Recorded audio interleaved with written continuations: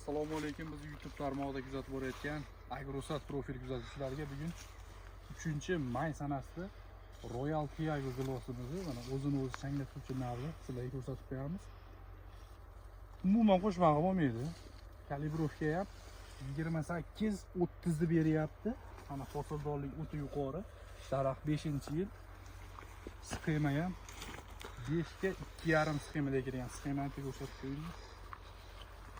Mana sxemasi. Bu hosilni qaranglar.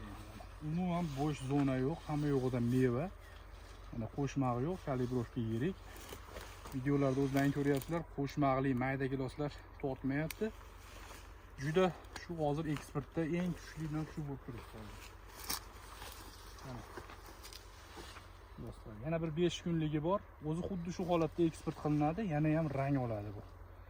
Yiriklashib, yana ham rang oladigan xonasida. Hosilni qaranglar. Uyga borib, shoxini qaranglar. Hosilni. Mana. Keyin 5 ga 5, 6 ga 5 sxema ekishni yig'ishtiramiz endi. Bundan bag'riga mana shu 5 ga 2,5 yoki 4 ga 2,5 sxemani tavsiya qilamiz. Yerda umrini o'tkazmasdan qisqa qilib mana xuddi shu holatda tarbiyalasalar ham kega bo'lsa umuman bir-biriga xalaqdan beradi, yoni ham yo'q. Hammasi bir xilda hosil oladi. 100% o'zini changlatadi. Mana buni ko'chatlari uchun Agrosat profiliga obuna bo'lib qo'yasizlar. Pastda nomerlar qoldiramiz. Borib o'zimiz xuddi shu tarzda ekib, qarab berish xizmatlari mavjud.